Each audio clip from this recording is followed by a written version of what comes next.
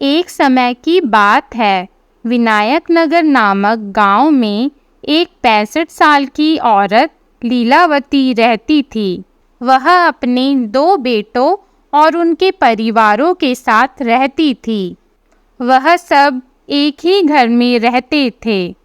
लीलावती को स्वादिष्ट खाना खाने का बहुत शौक था।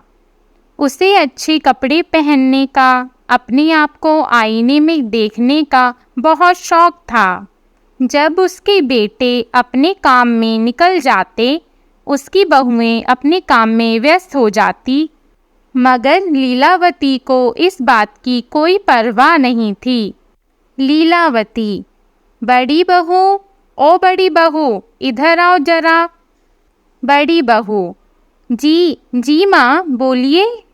लीलावती, अरे क्या तुम मुझे वो गिलास दे सकती हो जिसमें पानी रखा है? लीलावती बहुत आलसी थी। अपने बाजू में रखा हुआ गिलास भी वह उठा नहीं सकती थी। वे हर बार ऐसे ही करके किसी न किसी को बुलाती और उन्हें परेशान करती।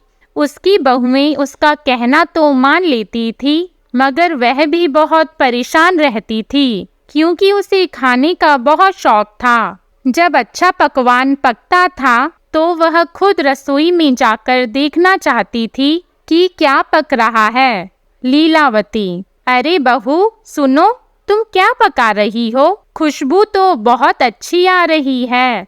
फिर जब लीलावती की बहुओं ने खाना बना लिया तो वह इंतजार करती थी कि उनकी बहुएं रसोई घर से बाहर कब आएंगी। वह रसोई घर में जाकर सभी पकवान देखती थी, एक एक करके उन्हें सूंघती थी और फिर कटोरी में सामान भरकर चुपचाप अपने कमरे में चली जाती थी। भोजन के समय पहले बहुएं सभी को खाना परोसती थी, मगर जब उनकी बारी आती तो खाना कम पड़ जाता था। उन्हें पता ही नहीं था कि खाना कम कैसे पड़ जाता है। कभी कभी तो उनके पति उन पर गुस्सा भी करते थे कि उन्होंने सही मात्रा में खाना क्यों नहीं बनाया है। ऐसा देखकर लीलावती मन ही मन खूब हंसती, पर वह अपने बेटों से कुछ नहीं कहती कि वह अपनी पत्नियों से ऐसी क्यों बात कर रहे हैं।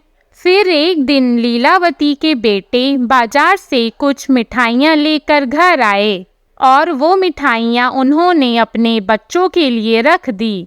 लीलावती से तो रुका ही नहीं गया।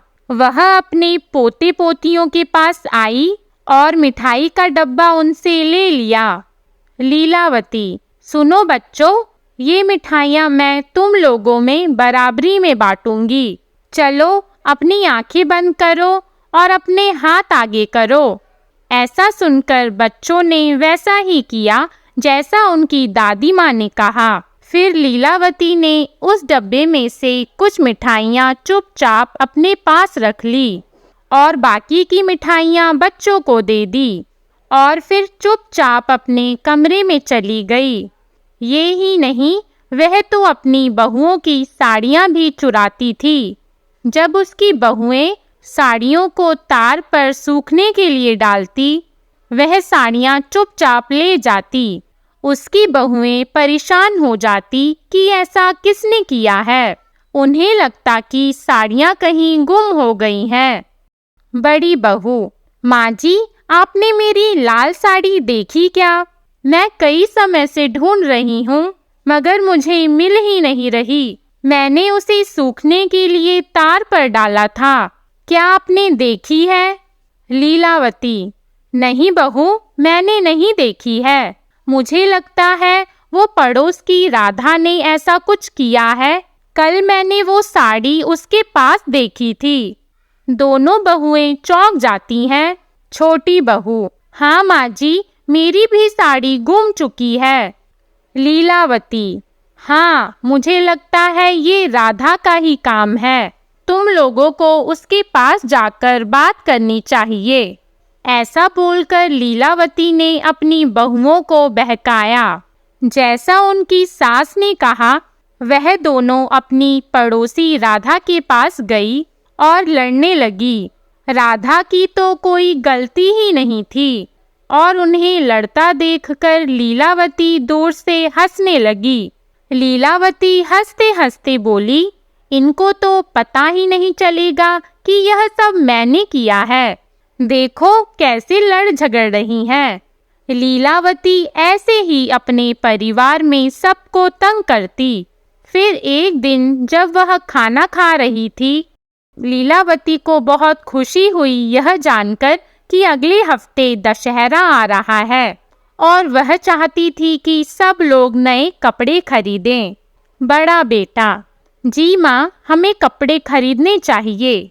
और हाँ, सासू माँ भी आ रही हैं, तो क्या आप उनके लिए भी कपड़े खरीद लेंगी? वह दशहरा मनाने आ रही हैं। यह सुनकर लीलावती नाराज हो गई। उसे जलन मच रही थी कि वह क्यों आ रही है, और लीलावती सोचने लगी, आने दो उसे, मुझे पता है यहाँ से उसे कैसे भगाना है। अगले दिन लीलावती अपने कमरे से बाहर आई और उसने अपने बेटों और बहुओं को किसी का इंतजार करते देखा। वह सब वारांडे में खड़े थे। लीलावती, हे भगवान, देखो कैसे ये लोग उसका इंतजार कर रहे हैं। क्या इन्होंने मेरा इंतजार ऐसे किया है कभी? हे भगवान। फिर लीलावती के बड़े बेटे की सास वहां पधारी और जैसे ही वह अपनी गाड़ी से उतरी, बच्चे भागे दौड़े उनके पास गए। पुष्पा बच्चों के लिए और बाकी सबके लिए कई सारे उपहार लाई थी। बच्चों के लिए खिलौने और बेटियों के लिए साड़ी लाई थी। पुष्पा ने लीलावती को भी एक सुंदर सा बस्ता दिया। लीलावती ने वह बस्ता तो कबूल किया और चुपचाप अपने कमरे में चली गई और फिर बाहर आई।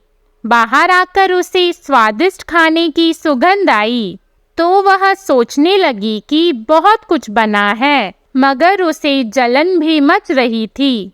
लीलावती, यह देखो, इन बहुओं ने कभी मेरे लिए इतने सारे स्वादिष्ट पकवान बनाए हैं। अभी मैं इनको मजा चखाती हूँ।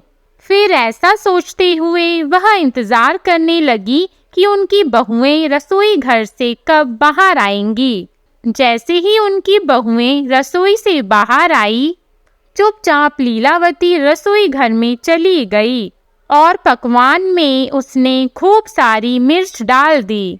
फिर जैसे ही सबने खाना शुरू किया, सब लोगों से खाना खाया ही नहीं गया। सब लोग को खूब मिर्च लग रही थी। सब तो पानी के लिए तड़पने लगे, मगर लीलावती ने तो खाने को छुआ तक नहीं था। मगर उसे लगा कि सबको शक हो जाएगा कि उसने कुछ गड़बड़ की है, तो वह भी नाटक करने लगी कि उसे भी मिर्ची लगी और पानी के लिए तरसने लगी। मगर पुष्पा को शक हुआ। पुष्पा ने लीलावती को कुछ ना खाते हुए देख लिया था। उसे ऐसा लगा कि कुछ तो गड़बड़ है। पुष्पा ने लीलावती पे नजर रखनी शुरू कर दी। फिर ऐसे ही कुछ दिन बीत गए। पुष्पा ने ऐसा देखा कि लीलावती बच्चों से मिठाइयाँ चुराती है और बहुओं की साड़ियाँ चुराकर उस बस्ते में रखती है। और उसने यह भी देखा कि वह चुपचाप रसोई में जाकर सब्जियाँ कटोरी में भरकर अपने कमरे में आ जाती है। इन 10 दिनों में पुष्पा को लीलावती के बारे में बहुत कुछ पता चला। फिर एक दिन जब सब लोग घर पर थे, पुष्पा ने सोचा कि यह सही वक्त है कि उसे सबको बताना चाहिए कि इस घर में क्या चल रहा है। पुष्पा, लीलावती, क्या आप वो बस्ता ला सकती हैं जो मैंने आपको दिया था? मैं आपको वापस लौटा दूंगी। फिर ऐसा कहकर पुष्पा झट से लीलावती के कमरे में गई। लीलावती तो पुष्पा से पहले जाने की कोशिश कर रही थी, मगर असफल रही। पुष्पा ने वह बस्ता खोला तो सब लोग उसके अंदर देखकर हैरान रह गए। उसमें कई तरह की मिठाइयाँ, बहुओं की साड़ियाँ, आईना और पैसे थे। वह ये सब अपने परिवार वालों से चुराती थी। पुष्पा, लीलावती, तुम्हारे बेटे, तुम्हारी बहुएं और तुम्हारे पोता पोती, यह सब तुम्हारा ही परिवार है। ये किसी और की नहीं है, यह सब तुम्हारा परिवार है लीलावती। तुम्हें क्या लगता है कि यह सही कार्य है जो तुम इतने दिनों से कर रही हो? बड़ा बेटा, माँ, आप ऐसा क्यों कर रही थी? इसी कारण से बच्चे आपसे हमेशा परेशान रहते थे। छोटा बेटा, माँ, आपको नहीं लगता कि जब हम काम से वापस घर आते हैं तो हम थके हुए होते हैं? और आपको ऐसा करने की क्या जरूरत थी माँ? आप सबके साथ खुशी खुशी रह सकती हैं। आपने सबको कितना परेशान किया है माँ। बड़ी बहू, माँ जी, आपने ही हमें राधा के बारे में बताया था। वो मेरी कितनी अच्छी दोस्त थी। आपकी झूठ की वजह से मेरी उससे दोस्ती भी टूट गई है। छोटी बहू, माँ जी, हमने आपका बहुत ख्याल रखा। आप ऐसा कैसे कर सकती है हमारे साथ? लीलावती को अपने से कम उम्र के लोगों को ऐसा कहते हुए बहुत बुरा लगा। ज्यादा बुरा इसलिए लगा क्योंकि वह सब उसके परिवार वाले थे। उसे एहसास हुआ कि वह कितना गलत कर रही थी और उसने सबसे माफ़ी भी मांगी। उस दिन से लीलावती अपने बच्चों का अच्छे से ख्याल रखती थी। वह अपने बहुओं का भी बहुत ख्याल रखती थी और अपनी बहुओं की काम करने में मदद भी करती थी।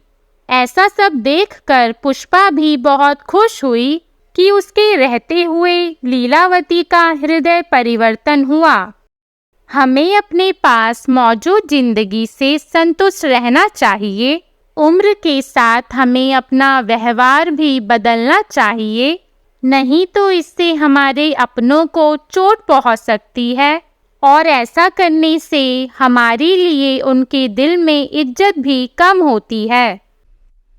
आपको हमारी कहानी कैसी लगी कमेंट करके ज़रूर बताइएगा और हमारी वीडियो को लाइक और ऐसी अन्य कहानियों के लिए हमारे चैनल घर घर की कहानी को सब्सक्राइब कीजिएगा। धन्यवाद।